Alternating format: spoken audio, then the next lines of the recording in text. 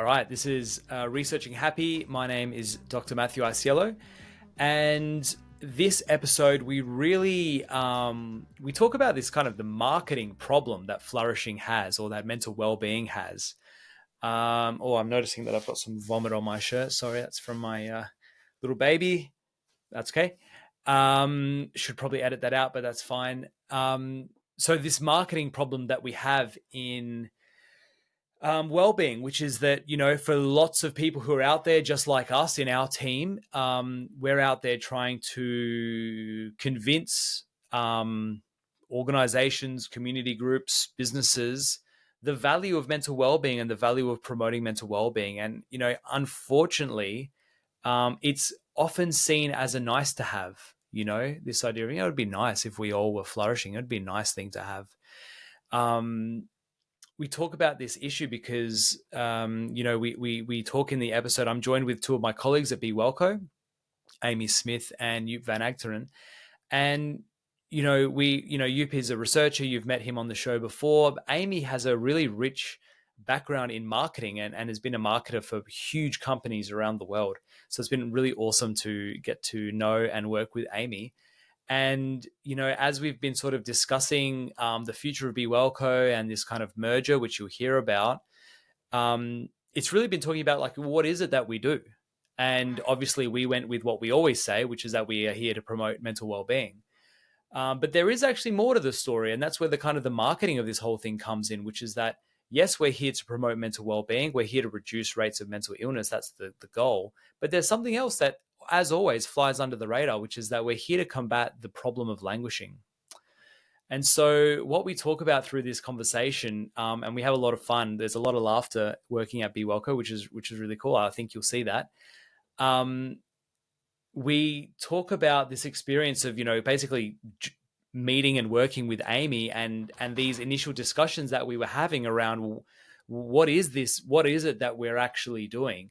And, having to really just lean into what is human nature. Human nature is that we are problem-solving machines and we want problems to fix, basically. And so by talking about, the promotion of well-being only, well, then, we're falling on deaf ears for lots of people who aren't going to be that proactive. And so talking about the issue of languishing, which we know it is an issue, has been something really interesting. And so what we discuss is this campaign that we've just launched, which is really about, shining a light on languishing. And so there's kind of two components to the campaign. The first is a series of videos where, like, just 3-minute videos, basically, where we hear from 5 different people who have experienced languishing, and they kind of from all different walks of life, talking about this invisible problem.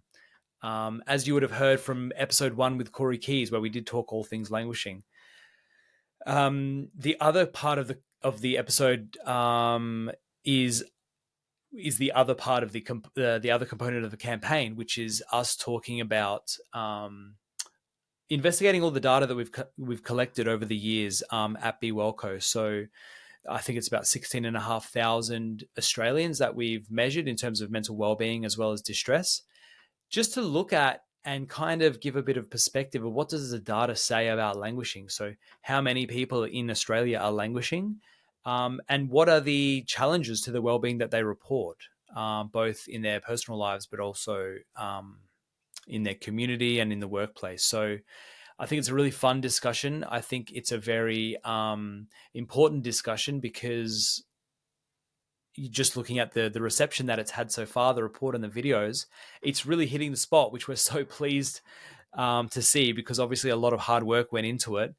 And we hope that this can be tools, basically, that people in the sector can pick up and use to help illustrate the value of their work.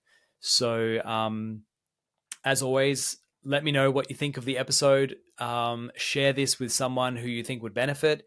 Go and check out the report and the video series, and I'll have links to them. And otherwise, enjoy.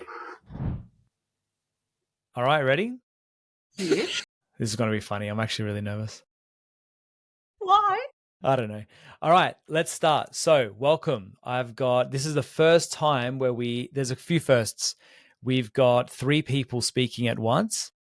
This is going to be a mess. And Yoop is the first official returning guest on Researching Happy. So, welcome, Yoop. And welcome, Glad Amy. to do the honors on this momentous occasion. Well, right. It is, even on Smartless, they don't have someone back the second time, even if you're like Ariana Grande. So you must be very, very special. There you go. Or Matt's podcast is very, very sad. Yeah. A little bit of both. All right. So what we want to do today, so this has been a massive week for us. We've launched a big campaign, and what I want to do is talk about this campaign, introduce people to Amy, because you've brought a huge lens to a huge new boost to what we do, and talk about the stuff that we've launched and why we're excited. Amy, do you want to quickly introduce yourself, and then maybe you can introduce himself too? Yep.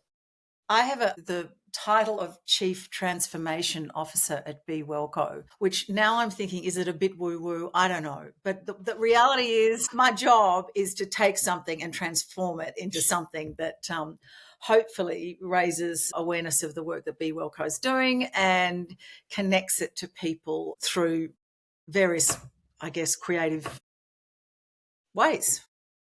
In other words, interpret what is in these two very, very smart people's brains and make it something that people can feel. Make it make sense. Yeah, very cool. All right, Yoop, introduce yourself again for people who didn't hear. I think that was episode 2, so we're up to episode 44. Nice. Did you double check that it is episode 44? I did double check, yeah. I did. Wikipedia research.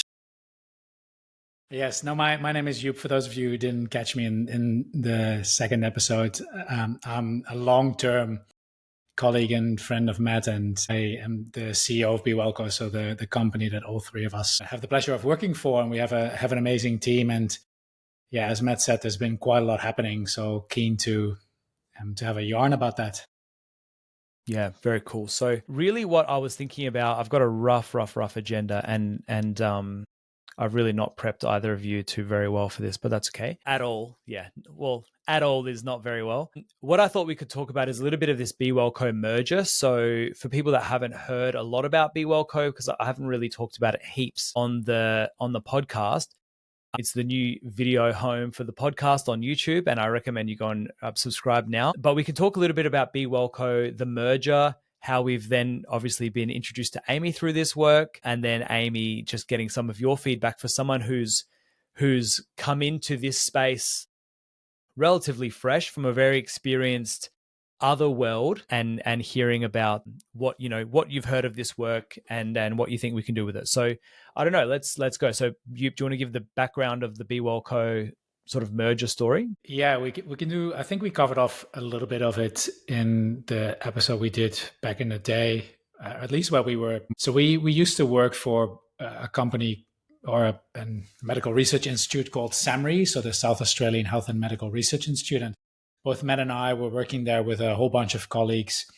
looking at trying to translate the science of mental health and well-being into applied practical solutions that make sense for most people's everyday lives. And then me and Matt had the luxurious position that we could also do a whole bunch of research off the back of it. So we tried to find a way how we could make both service delivery work while at the same time using that to help us fuel our research. So that's where we were. And we had a couple of different names and iterations, but ultimately we morphed into this idea of Be Wellco. But I think after 3 years-ish, we started realizing that being positioned within the ecosystem of a research institute wasn't really the optimal solution for us, considering we were highly applied and were very much driven by service delivery and innovation. And the research institute wanted to focus much more on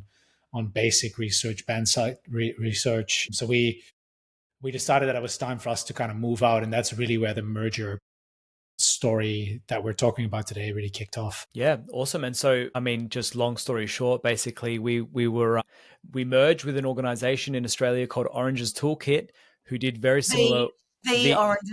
Sorry, there's marketing. The Oranges Toolkit, who are sort of national already, which was really cool for us because we were in South Australia, and to get this national presence is really awesome. They've got a big supporter of a really fantastic board, and like I say, people working in the company around the country, and they are owned by Camp Quality, which for people who are not in Australia, that's a really fantastic charity, a well respected charity that supports kids living with cancer and their families. So really cool for us to merge with a national organization who kicks its profits up to someone who's also doing really fantastic work. And basically, I guess that's where we introduce Amy into the story. So Amy, tell us a little bit about the work you've been doing, because I've heard you be called I think you told me this story, but a walking lawsuit or a walking potential lawsuit. And I just think that makes you like a firecracker. Yeah. But let's not probably go down that path. Filter. But No filter. you've worked in a lot of what I would call like health tangential organizations. Yep. So, which is kind of what we are. We're focused on health, improving health, but kind of doing it in a way that motivates people to do it themselves. So what have you been up to in the last couple of years? So most of the work that I end up doing is helping organizations and brands find or connect with their higher purpose. I know that sounds a bit woo-woo as well, but I think that I worked with Nike for many, many years. I've worked in the UK. I did nearly 17 years of Mad Men in advertising, which was, I wouldn't say that was mentally healthy, but it did teach me a lot about how to take a company and its purpose and connect it to a consumer. And mainly the whole thing, I would say, comes down to storytelling, and Be Wellco has such a great story. It was just a question of tapping into what that actually meant and how that would translate, out and about in the world, and helping articulate that, and then look at what was the area that we wanted to be really famous for, known for, how could we credibly establish ourselves in that space, what proof points did we need, were we able to road test it, was it totally future proof. There's a whole lot of stuff that I guess we've gone through since August last year, since the merger, that has really spanned not just the scale of the work and whether it's programs or research or evaluation, but a bigger purpose to make an impact and help resolve the issue of languishing. That is, I wouldn't say that when I've done campaigns like Love Your Bum for toilet paper and stuff, I've had to go through such an exhaustive philosophical, existential process. But there is something that I think that is really, really important around going through what we've just done, because it needs to be authentic and it needs to feel like it's something that people are going to want to join. They're not just going to want to buy a program or do this or that. They see this as an important lever in a social kind of context of mental health, that they believe in it, that we have built and will continue to believe in it. And that allows us to have a conversation rather than a transaction. That is, ultimately when I worked with Nike, they always said we don't want people to just buy shoes. That's why we don't say we sell shoes. We want people to join us around that kind of idea of just do it, and the 11th commandment, as Phil Knight used to call it. Very cool. Awesome. Yeah, and that's we've always tried to do this funny thing where there aren't that many organizations that both contribute and try and lead the research, but also and therefore, and translate that into their own services, but also try and kind of,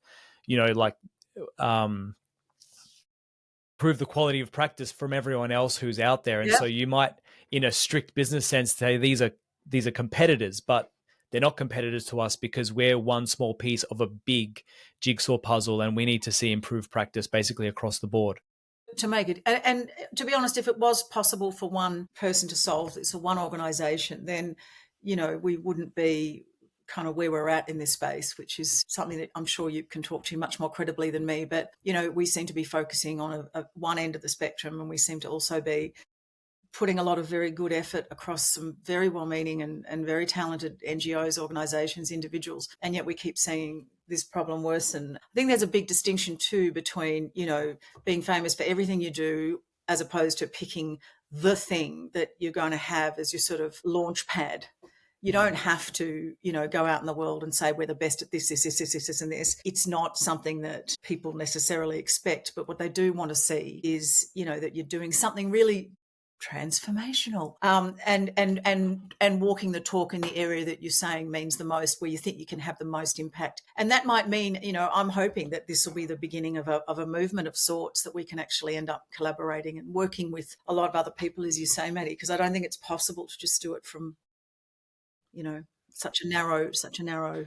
No, and I think that's been part of the fun. I'm going to call it fun. It's always been, there's a little bit of tension along the way, probably between the three of us, where it's this, telling a research story, but telling a story like in a marketing sense or in a traditional sense. And that's been, I think, something like, I'm imagining that so many people that are listening to this will come from the same place that probably Joep and I did, which was like, we're here to promote flourishing. We want to improve well-being. Well-being is such a valuable thing in its own right.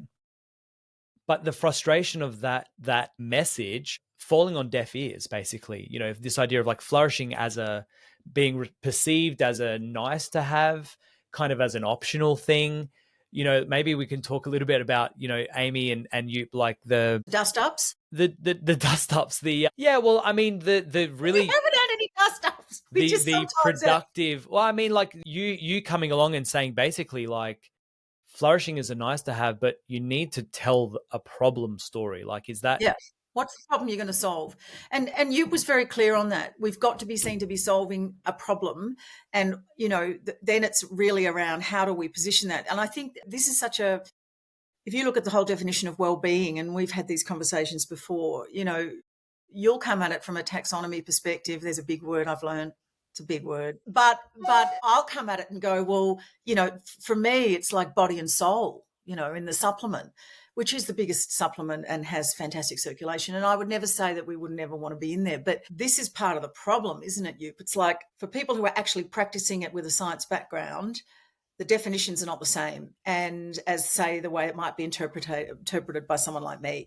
So how you then approach it, whether you take it seriously or not, I've got a next door neighbour who I absolutely adore, but she believes in gong baths and keeps inviting me over. And I'm like, I really don't want to go, okay?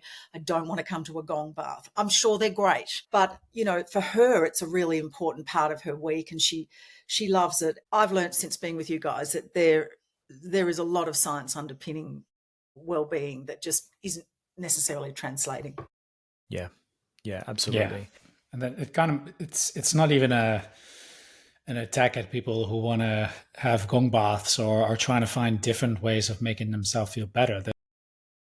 I kind of see that as a symptom that points to this desire to improve. And a lot of people do this not because they're necessarily in such a good space. They are doing this because they want to move towards something. And I feel what we have been trying to do over the past period is to try and figure out if we can package a messaging around that problem that exists within a lot of people. And Matt and I have been doing research on the topic of when well-being is lacking for quite a long time now. And there's a whole bunch of other researchers, some of whom have been on the podcast, who are having a very similar mission.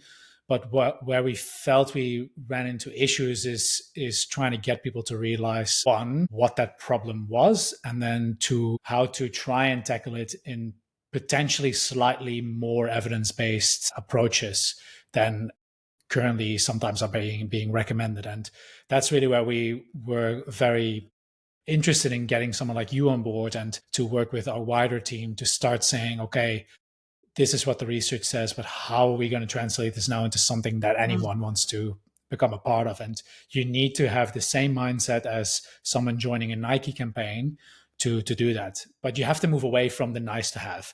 People are wired to find problems and they want to solve a problem. And in our case, we've tried 3 decades, 4 decades of trying to get people to buy into this well-being mission with varying degrees of success. There's a whole bunch of people who love it, but the wider population isn't buying into it yet. So we're going to try and do something slightly different. And I guess that's why we're talking here today. Yeah. Well, the other thing that I think is kind of, we had this conversation this morning about labels. We all love labels. They kind of legitimize it. It's a bit like when I worked for Grilled, I was doing a whole lot of work to sort of take them away from just saying we took the American burger and we fixed it and it's healthier and it's, it's good for the planet and it's all local, into something that kind of could then go and suit a range of other dietary tribes. And they are tribes, whether you're a vegan or you're this or that. And for those people, I think it's very much what I saw was their biology is kind of their ideology too. So by defining themselves as a certain thing, they then connect with others. But really it is about common ground and connection more so than, and maybe politics and ideology, yes. But I feel like with mental health, there's just so much confusion. And, now there's stuff coming out that says people are overwhelmed and actually getting less healthier by feeling pressure to do so many different things, and it being so hit and miss and spray and pray and what do I do, and someone else is doing this and then you've got an influencer doing that.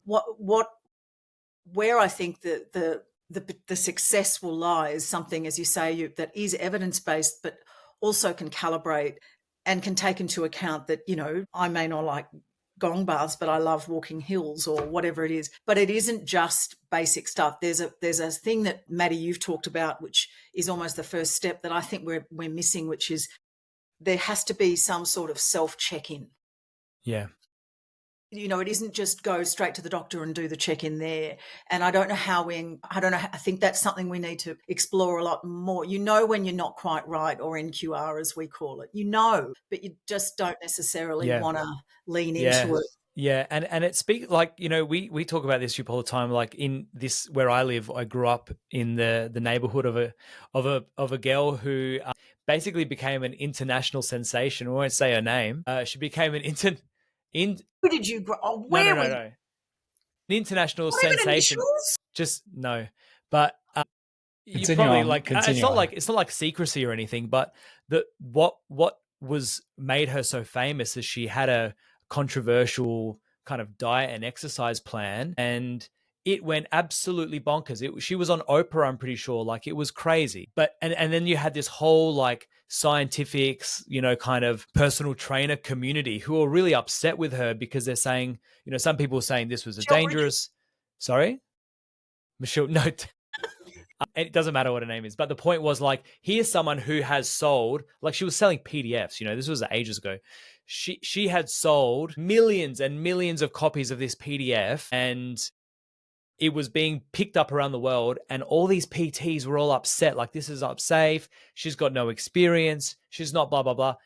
I think you and I have always looked at that example and said, well, too bad to the PTs, because it's on you that you didn't get the marketing right. Do you know what I mean? Like, we have to, and I'm not saying we should go and sell the unhealthy advice. I don't know if it was unhealthy, whatever, but reading between the lines, the point is she had something that resonated, for better or worse. She had something that resonated, and it got picked up 10 times, 100 times, 1,000,000 times more than a poster that says you should have 5 veggies and 2 fruit or whatever. Do you know what I mean? So this is, you don't need to tell people about, like, I work for Jamie Oliver at Ministry of Food, rolled out the kids program in Australia, Learn Your Fruit and Veg, and we did 40,000 kids in the first year, and many of them, I'd ask them to draw. So the way to engage them was to say, right, draw me your plate last night and what did you have? And there'd just sort of be lots of rubble and then a triangle. And what that basically was nuggets and a pizza. And I'd go, wow, okay, and what have you got for lunch? Same thing. I'm thinking, wow, I've got my work cut out for me here. This is a capsicum. They'd be like, what? No one had ever seen a capsicum. So we'd make a Greek salad, teach them how to do the chop, everything, little aprons, divine. And in the end, I think the fact that they were mixing it all with their hands, and they tasted things individually, but then they tasted the combination, which is essentially cooking. It's the creative combining of those elements. And they felt so proud, and of course took it home to their parents, who, probably had pizza again for dinner. But whatever. The point is that the way Jamie has always engaged is by saying, this is not complicated. This should be fun, colourful, rewarding. You should get your hands dirty. You don't need to be, a Michelin chef. But these are the ways that, you can approach the week. And they just happen to fulfill that dietary advice that we get every single time we go to a dietitian or a doctor. And so that's sorry, go Amy. No, I was just going to say, people still in that world, because I've worked with the Dietitian Association of Australia for many years, and they're wonderful, but their members still can't agree what the best diet is or isn't. So what are we meant to do then, Yeah. And that's part of our kind of ethos, I guess, in the Be Well or in the Be Well plan, our program, our sort of the big one that we've been researching for a while, is sidestep that conversation.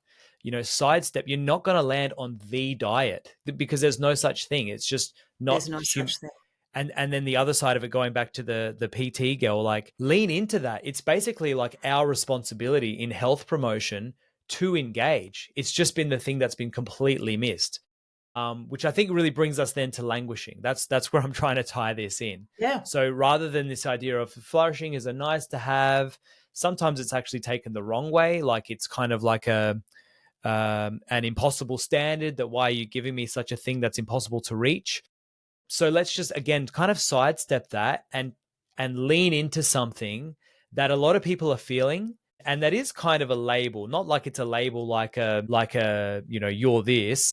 It's a label in the sense of like, oh, I am actually feeling that way, and I do kind of resonate with what I'm hearing, and maybe I didn't realize that I was feeling as I do. Yeah, but then focus on, like, what can I now do to take a positive step forward? So yeah, the issue with a lot of labels is that you give a lot of agency away. So it's implied in the idea of, I'm going to get a label and someone else is going to give me the help that I need.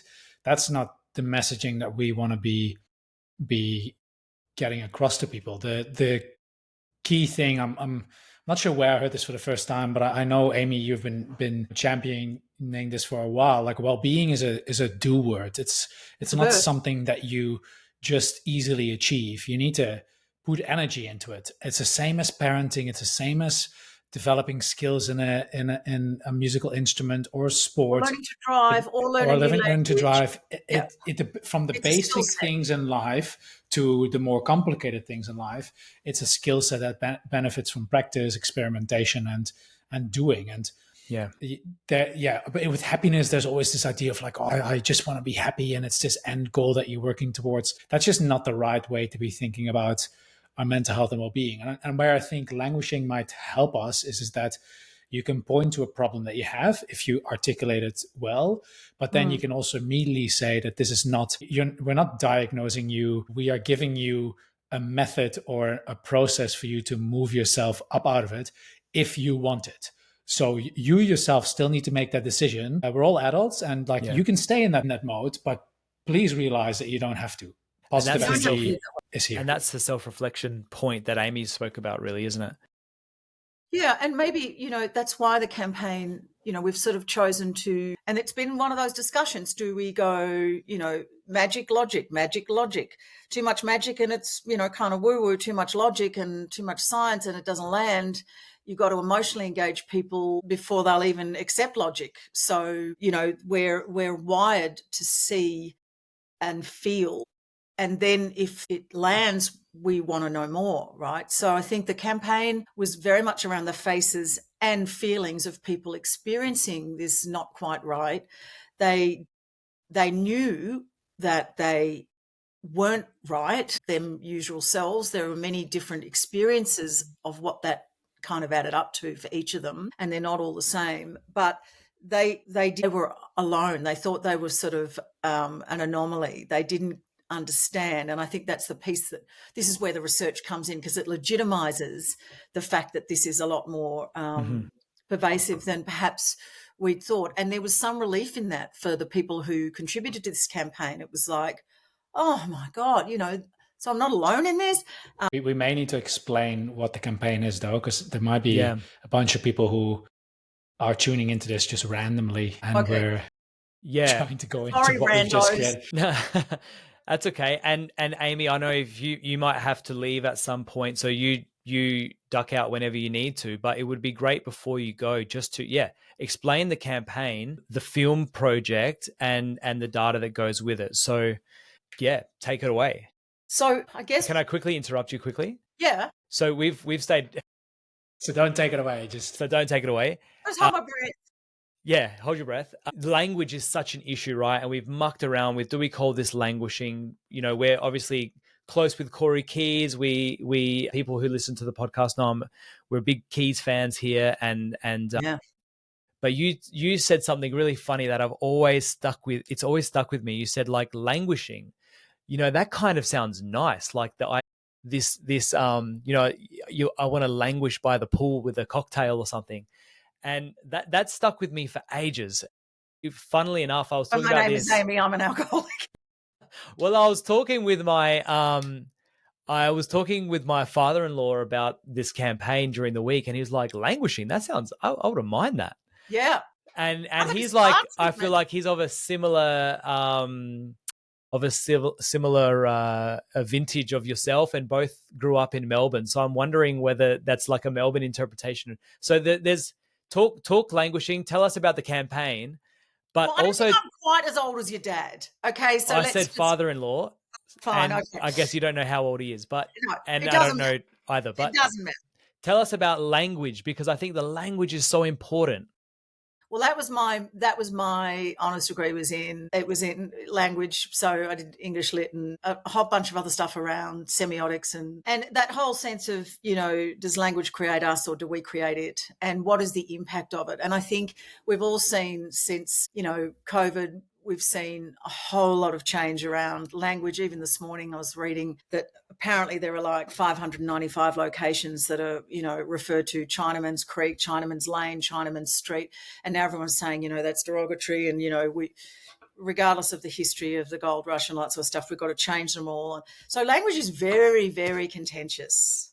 And everyone's got a view, but make no doubt it's important. And the way and the language that you use is important. The thing that I ended up feeling, we can dance around languishing and whether your father-in-law is, and I are drinking cocktails by a pool. But the reality is at some point you just got to call it what it is.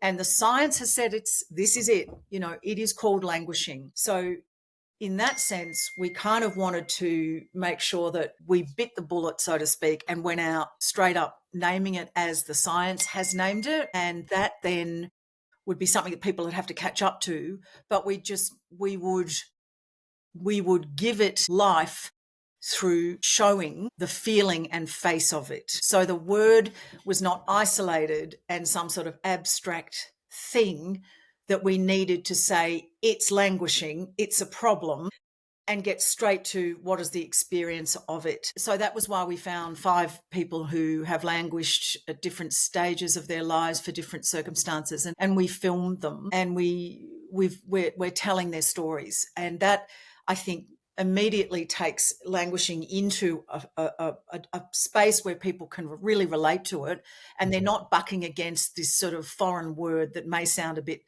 fancy, if you know what I mean. Yeah, and fair to say we took some credit and inspiration from a leader in the wellbeing world, which I'm blanking on the name now. You help me out. Self-compassion, Yeah. Kristen Neff, and that awesome video of her walking through, people's experience of self-criticism, and it just brings it to life. And you just see yourself, right? And so with that in mind, I guess we've now got this video series, which we've called The Face of Languishing. Yeah. Which is, I guess, like you say, Amy, to move past the language, like, to bring something to the language rather than just letting the language, mean whatever it means to the individual, whether it means sitting by the pool with a cocktail or, silently suffering in terms of your mental health. You could be silently suffering by the pool with a cocktail, Matt. I've been there. I think that the reality, though, is that you need to paint the picture for people. And that's a lot of that is around marketing.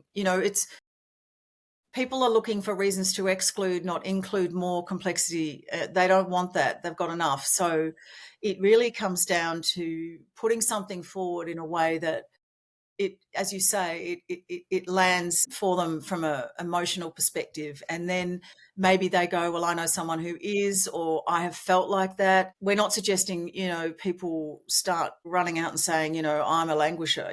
That's not really the point. But if we don't name it, and I know Adam Grant said this, but, it just stays neglected as this sort of middle child of mental health. And that in itself is a problem as well, because people obviously do feel pretty awful when they're languishing severely. That then means you eventually do go, and whether you get prescribed something or not against it, but maybe, and speaking from that side of things, that certainly has happened to me, and I was prescribed antidepressants. And the problem with that was I just didn't feel anything. So it's not like suddenly there was a fix.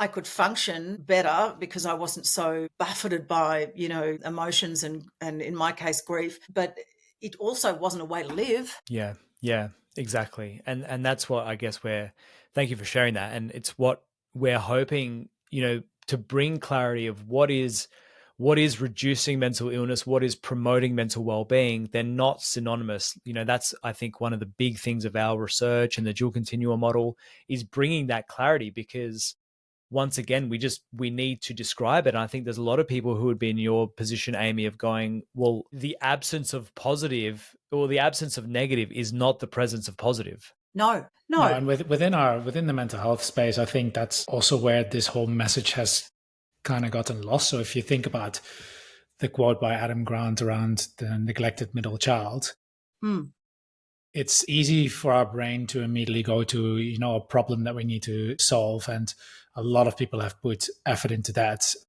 And then a lot of people try to bring hope to that by focusing on the exact opposite. So messaging centered around thriving and flourishing. And in our efforts to focus on reducing illness and on really promoting well-being, we've kind of neglected what it feels like if you have neither. So you sit in that bucket where no one's targeting you and there aren't really any services targeted to you. You feel crap, but you're not resonating with depression or anxiety material because, you look at the symptom checklist and you're just not meeting it. You don't feel hopeless for a very long period of time. You haven't lost enjoyment in most things in life. You might be struggling with some minor symptoms like a lack of concentration issues, but you're not really meeting the diagnostic criteria. And you then ask yourself, okay, so what is this aimlessness that I'm feeling? And why is there no one here to help you? And currently what people do is they just go online and try and find whatever guru tries to help them. For men, it's a big thing, right? So there's all these aimless men that feel like they have no purpose in life. They don't know where life is going. They don't feel connected to something because they don't have a community that they feel. And they'll go and find sometimes helpful role models, sometimes very unhelpful role models online that can help them solve that void. And what I think we've been trying to do within Be Wellco is by saying we have this academic concept that we understand very well, we've researched it very well, and we kind of all know it exists, but no one has really said we're going to actively develop services for it so people can start developing an awareness for it. And that's really where we really want to focus on for the future. Capture the feeling.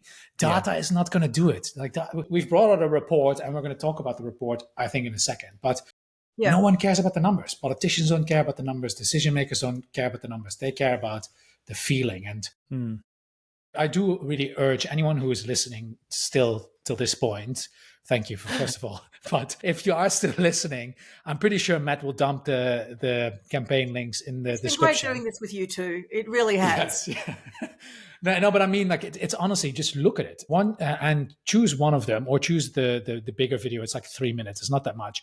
And just see it. I will bet you will be able to recognize 5 people in your life that will fit that within nothing. You will find them immediately, and you're like, oh my God, I now know what this person has. I know what I had or have had.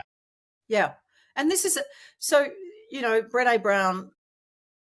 When I read, I can't remember which one of her books, and she gave up booze, and she went to AA, and she said she never really. she didn't ever feel like she was, a bona fide alcoholic. But what she realized was she was a numbaholic. Interesting. And that was such a revelation, because what that was requiring her to do and invited, me to do was go, hang on, forget what it is. What's behind it? Yeah. What is the desire where's the numbing desire coming from? And what are you trying to numb so much? And I think we all have that, right? Yeah. Different reasons. You're reminding me, both of you, of this story that Keyes tells in one of his papers. I can't remember if it was in his book or not. I know you read it recently, Amy, but there's this like county in the US where because he wrote a paper on kind of like specifically on youth. And there's this county where the youth, like some rural town somewhere, and all the kids are getting into drugs and into all these risky behaviors. Yeah. And so they go into schools and they say, don't do drugs and don't do risky behaviors. And here's blah, blah, blah. But it wasn't until they got into the issue of like, you actually have no purpose. Yeah. You actually have, basically you're languishing. You're languishing and you're looking for alternatives, numbing, or, the online, the manosphere, which would be called today. I think that's what they call it.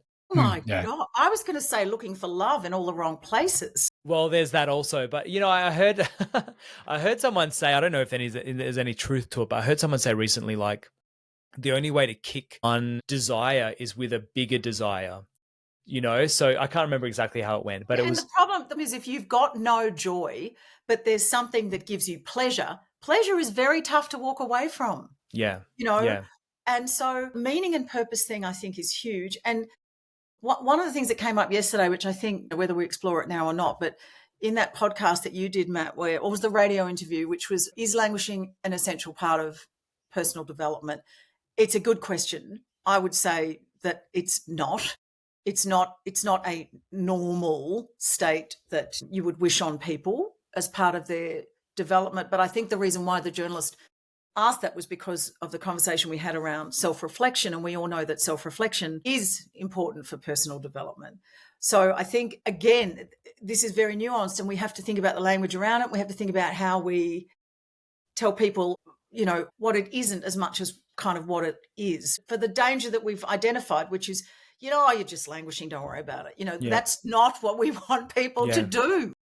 Yeah, and there's an interesting paper, like I don't think I read it, but it's by Michael Steger that John, our colleague, used to always talk about, where he had this measure of purpose in life, where it basically asks, how much purpose do you have, or are you actively searching for purpose? It's something like that.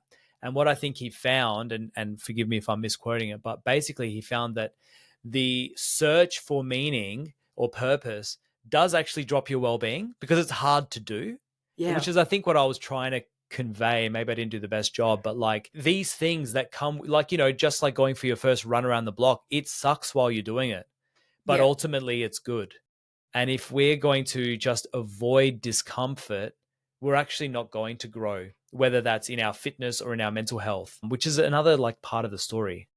But that's a massive thing that we do want people to realize, though. There's an unfortunate, I guess, subgroup within, the mental health and well-being sphere that sometimes say that, no degree of stress is ever good for a person. Well, I just don't know in what reality those people live. I mean, if you want to, again, develop the skill to play a musical instrument, or learn to speak a language, or to learn anything, or to grow into anything, you need to have discomfort, and you need to sometimes have bad experiences to be able to grow past someone. So maybe that radio reporter tried to tackle it in that way, to say, do we not sometimes need to feel bad in order to feel good again? And I mean, I think that is true, but it doesn't mean that you make that a normal part of life. Like, you shouldn't be telling yourself that for the next 6 months or a year or 20 years of your life, you should feel completely joyless. Not joyless, but you're not really having as much joy as you used to anymore. You're not setting any goals. You're kind of just existing.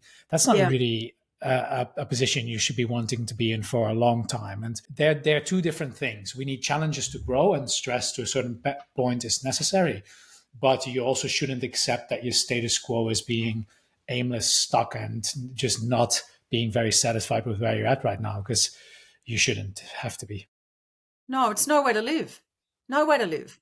I mean, life's going to throw stuff at you, you know, whether even first-time parents, second-time parents, you know, the sandwich generation that is looking after parents and kids on both ends and getting squeezed in the middle. These are all things that are inevitable. The thing that isn't is, I guess, the choices that you make as to how you want to engage and respond, you know, where you prioritize, you know, your needs as well. I think these things, it's not just one thing that kind of ends up toppling you. It's a cluster of things that are unique to you. And it can be cultural as well. I mean, I know a lot of my friends from Greek backgrounds, you know, particularly the ones that are in Greece. There's a lot of cultural stereotyping that, you know, is tough to live with, and can make you feel like the trajectory of your life as a woman and a mother is pretty so there's a lot of challenges. But what we're trying to do is say it's not about pick and choosing the challenges. As you've said, you know, it's recognizing and then understanding that there are steps that you can take. I think this is about almost wanting people to get excited about the fact that they have their agency, they have sovereignty over their own being, and they can take steps that will make them feel better. We just need to almost show the direction or show the options. Yeah. And just on that, like, there was a nice email that came through yesterday that was sent to me and Yoop, someone saying kind of, you know, they basically said something really nice about you, Yoop. They said something like, I remembered something that you said a while ago that stuck with me and actually changed the way I think about this stuff. They said something like, you know, I was kind of from a traditional public health background, so I was really focused on the social determinants of health, which is of course important, right? Like the external factors that do weigh in. But if all you ever do is focus on that, then you're actually disempowering people, because they do have agency. Even in very tough scenarios, they do have some element of agency, which is, I think, where we sort of come from as a philosophy, right? Of like, of course, we would love to see improvements in the social determinants of health, but actually they probably are going backwards, right? And far out. What the hell are we supposed to do about that? Yeah. And Let's how sad focus. is it if you Sorry. No, sorry. Go for it. No, I mean, how sad is it if you go to someone who is in a poor life situation, who has no cash, has no stability when it comes to the living arrangements, and isn't really in a great relationship, and you tell them, well, too bad, mate, you're going to be in this for the long haul, and you can't make any improvements. I mean, it's a lousy message to give, and it doesn't just really stack up to truth. I mean, I can put like a slide bridge to the report that we've done and some of the research that we are familiar with. It's this idea of languishing. It doesn't discriminate. It doesn't matter whether you have a specific gender or a specific age group. There's a heap of us who are struggling with this languishing thing, and there's stuff that we can do about it. And it kind of cuts across socio-economic lines. And that's the message that I would like to get anyone to walk away with. If you're really getting stuck into this social determinants of health conversation, that's great. And you might have a problem with people trying to promote individual level interventions, which is often kind of goes hand in hand. But ask yourself what message you're giving to someone if the only thing you're doing is waiting for policy decisions that last 3 decades, 4 decades to eventuate.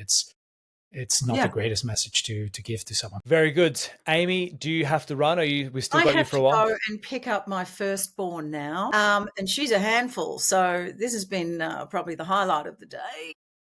Yeah, that you're well and truly in the sandwich generation. I'm in the sandwich generation, and just chuck a couple of animals right in there, you know, as well. So no, that's all great, but this has been awesome, and this is just, as I keep saying to myself, this is just the beginning. Yeah, awesome. Very good. Do you know that the sandwich generation the name was actually sponsored by Subway?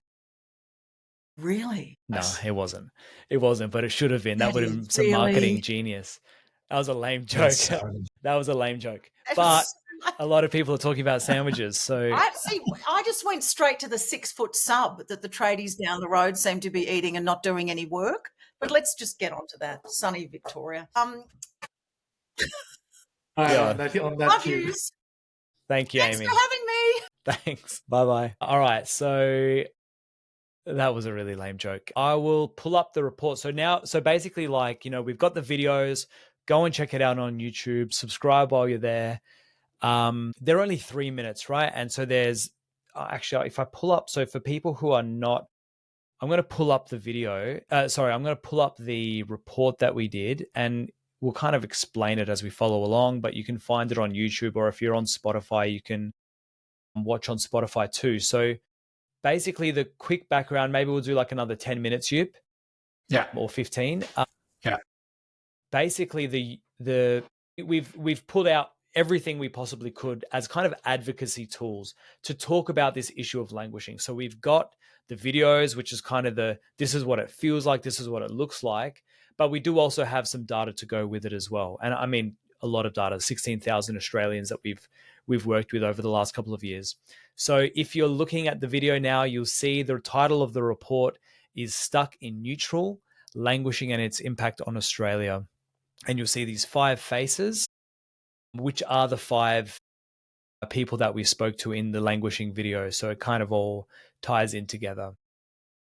So I'm kind of in your hands. I don't know if you want to jump straight into the results. What do you want to do?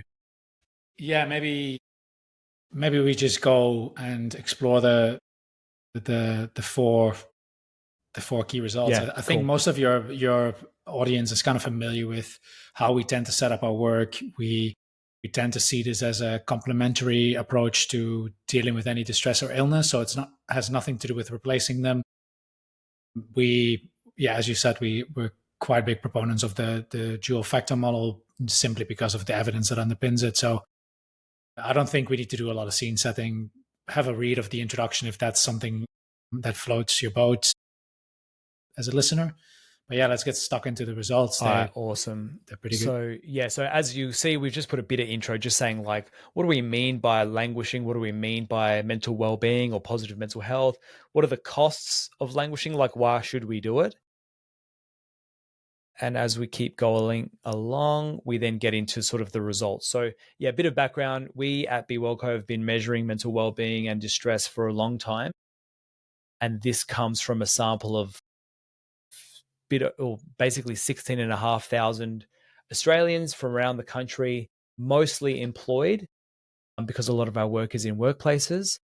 And we basically have summarized 4 key findings from the report. There's really 4 big takeaways. So you go ahead with number 1. Yeah. So the first one is that within our sample, because we measure both distress, symptoms of depression, anxiety, and stress problems, as well as well-being, is what we really wanted to do is isolate this group of languishers. So could we quantify the number of people who just struggled with poor well-being, but park anyone who had distress? So what you often get is you get surveys where they say like 50 to 60% of people struggled with their well-being, or 30 to 40% of people struggled with their distress who also had symptoms of poor well-being.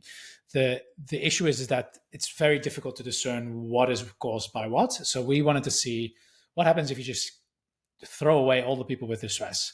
And what you end up with, at least in our sample, is around 20% of people that just struggle with poor well-being. So they don't flag on indicators of distress, but they are fully languishing. So yeah, using the dual continuum model visualization that you see here, you see that in the lower left quadrant are people who struggle with poor distress and poor well-being. So that's basically 1/3 of our sample that we haven't looked at. The one that we really look at is that lower right quadrant, so people that just struggle with poor distress.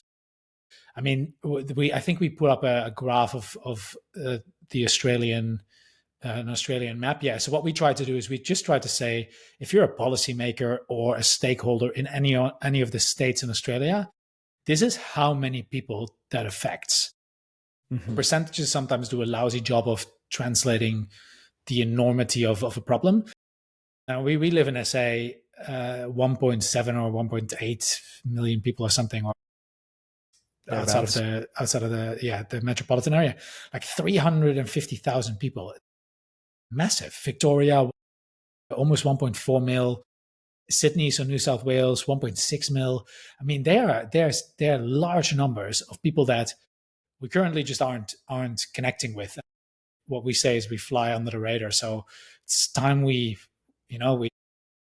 Yeah, exactly. And you think like, potentially, like, this is our sample of people that we've worked with, right? So if you think about it, like, it's not necessarily representative, it's a large data set, but actually they're probably doing well. They're all mostly employed and in workplaces that have kind of engaged us. So they're kind of in workplaces that focus on well-being.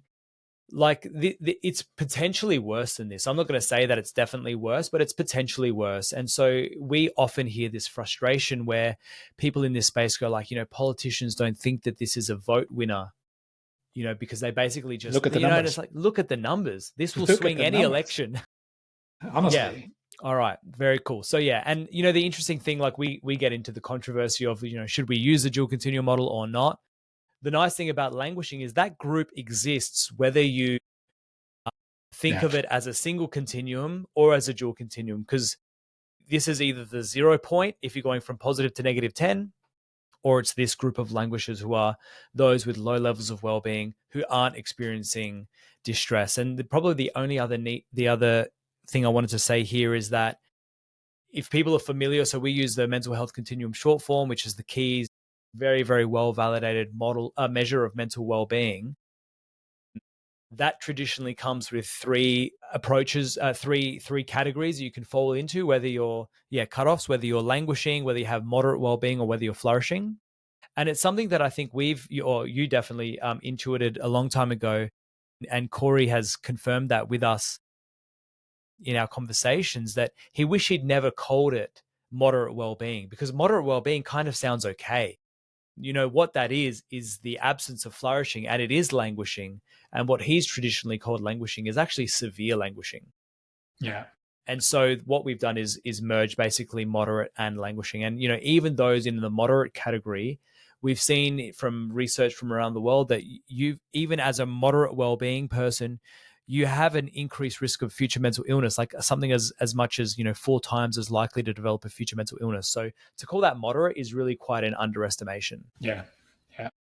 So cool. So, all right. So that's point number 1. Number 2, let's go.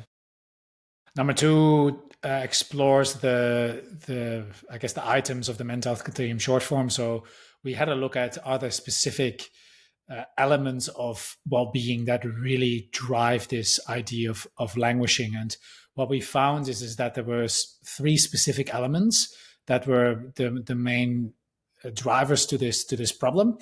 So essentially, every marker of social well-being was wrong. So they're technically like 7 markers rather than 5, 3. I think. Yeah. So there's 5 of social well-being, and then there's purpose and growth. So social well-being, every single marker was way worse in languishers. So for us, this was a big eye opener, because normally you could say, oh, you know what, it's social cohesion or any of the other four markers, but it was all of them. So there's a clear disconnect with a sense of belonging and community and connection to society as a general with languishers.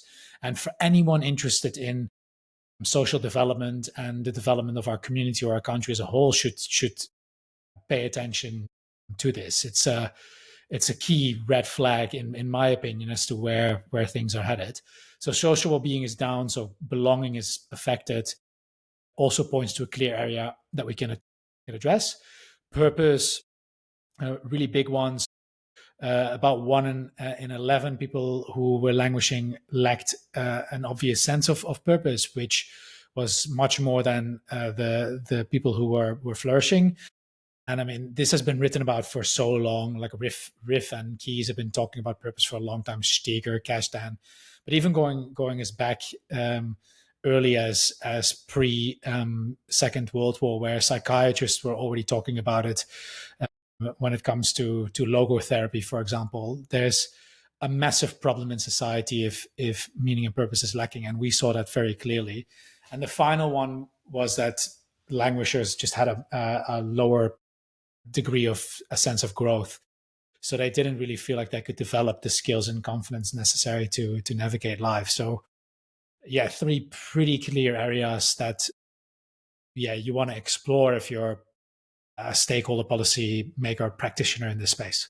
Yeah, and the interesting one for me is on page 18 of the report, where it's following on the same stuff, but what we were trying to do is pull apart, like, what makes someone a languisher or what makes them a flourisher? Because obviously high or low well-being, but that doesn't mean that you're doing poorly across all the aspects of well-being. So what are the aspects? And so, like you've said, those social well-being indicators, what this graph is saying is nearly 30% of languishing people said that they never feel that society is a good place, right? And so again, we can trivialize the experience of languishing, but imagine putting yourself in the shoes of feeling that way.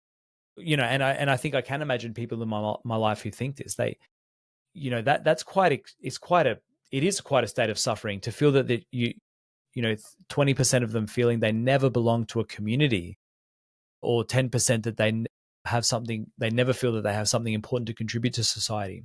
And I think so as you go down the graph, the interesting one is sort of the happiness, the relationships, the interest in life. There's almost no difference between the languishers and the flourishes. And that's, I think, a really important point here for us that we've talked about a lot, is that languishing doesn't mean that you never feel happy or that you never feel interest in life. It's not that. It's not about the absolute absence, because that starts, I guess, moving into depression territory, the absolute absence of these things. Whereas some of these other things of never feeling that you have purpose, never feeling that you're connected with society, these are some of the big drivers. Yeah, and it comes down to that whole discussion around, is happiness or well-being a feeling thing or a functioning thing, and a social thing. So in general, what this is trying to tell us is that we need to really stop equating well-being with happiness or feeling good. It has merits, but purely from like a measurement and assessment method, and from a practical how can I improve this approach, it doesn't stack up. We need to become a little bit more complex in how we think about well-being going forward. Yeah. Very good. Alrighty. Result number 3. Yeah. So we in well-being research, there's always this idea of like this U curve, right? So your well-being dips in midlife, and you're loving life when you're young, and then you're loving life again when you're old. And what we really see, it stacks up quite well with at least Australian data sets, but also global data sets. We cite a couple of the report papers in the report, that the U curve at best is more like a Nike swoosh rather than an actual U curve. But generally, it often actually is quite flat and variable. So this pattern of a U shape, it just doesn't exist anymore. And for us, we contribute that largely to the younger people feeling less well. And when you think about, for example, Australia, we had a massive mental health and well-being survey come out. Actually didn't measure well-being, measured distress, but you saw a clear deterioration in the stress there. So I had to put that in there, by the way.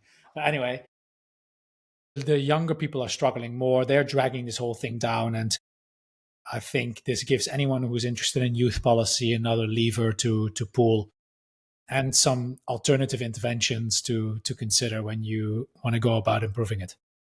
Yeah. And so because obviously we've just talked before with Amy about the difference between the sort of the social determinants and the individual level. And obviously I hope we didn't come across as being against the social determinant. But I think the last 2 results do highlight, again, the importance, these things of feeling a part of society, that society is good, that I feel like I'm a part of a community. And here, in particular, we saw the drop off of the 25 to 34-year-olds. They are likely suffering from, the megatrends that McGorry talks about, and co. Issues with housing, issues with employment, issues with finance, concerns of the environment, concerns of their future, stability, you name it. These are big societal things, social determinants of health for sure, that are likely having this impact. And then last one. Fourth one, that was, we do a lot with workplaces. I'm sorry to take over your role as the transitioner. Absolutely fine. So we just wanted to have a look at some of the workplace well-being indicators and indicators of burnout. And again, quite interesting findings. So we specifically looked at people who were just languishing. So we did not look at anyone with distress. And when you start interrogating what impact it has on generally accepted indicators of workplace well-being, you see pretty stark results. Like we found that like 1 in 5 of languishers never really felt a sense of energy, compared to about 8% of flourishers. And you have about an 8% difference in languishers that never feel enthusiasm for the work that they do, right? So a lot of the work engagement indicators are massively affected. So workplaces often, particularly now, spend a lot of time at workplace factors, psychosocial risks, to think about how you can make people feel better. We spend a lot of time thinking about workplace well-being, but we haven't looked into languishing that much. And the important thing that you want to walk away with is that languishing is not just driven by organizational factors. You will bring your languishing from home, your languishing in general life, into your workplace. And if you're just wanting to create the most optimal workplace environment, you are most probably not completely going to help this languishing cohort. So it's really a both and way of looking at it, which is why we in I think at the end of the report, we really urge people who work within workplaces to consider what you need to do to protect against psychosocial hazards, what you need to do to respond against any distress. But because you most probably have a sizable group of people that languish, also what you need to do to promote well-being within your staff. So yeah, it's time to unfortunately add a slightly different lens into the whole workplace well-being equation. Very cool. Yeah, exactly. And that's, I think, the unique part, that we've always looked at workplaces as a vehicle for dissemination, So I think there's a lot of people who focus on improving the quality of a workplace in terms of its ability to protect and promote mental well-being, which is of course really important. I think we've looked at workplaces slightly differently, which is that they are a place who have a vested interest in the well-being of their staff, and that they might then therefore look to be promoting the well-being of their staff by giving them some of these psychological skills in addition to everything else, improving the quality of the workplace, which is therefore getting these skills out there into the community. And lots of people are employed. Lots of them are that sandwich generation, so they have older adult parents, they have kids. It's a way of disseminating this into the community. And so, look, I reckon that's basically it from us. Anything else? No, that's been enough time spent with you this afternoon. That's Thanks. No, talking about that was great. Psychosocial risks in the workplace. I mean, you now have this on videotape, so you can send this to our non-existing HR department. Yeah, exactly. Very good. There will be a class action coming your way. Thank you very much. Thanks to Amy. Thanks to everyone who's involved in the report and the video campaign, because there's been a lot of people in the now merged Be Well Co team, which is really exciting. And and the researchers that helped us on the study. So I mean, Dan, John, Katina, Mike, you know who you are. You've really helped us. Lydia, Monique, Laura. Lydia, Monique, Laura. Very cool. Amazing. Yeah. Thanks, everyone. Check out the videos and let us know what you think. Look at the report. And I guess that at the end of the day, we've put this together to help you advocate, because we know there are so many people who are screaming from the rooftops about how valuable promoting mental well-being is. We hope that this can help that goal by bringing a focus on the issue of the flip side, which is that idea of languishing. So thank you very much. Have a great day. Cheers.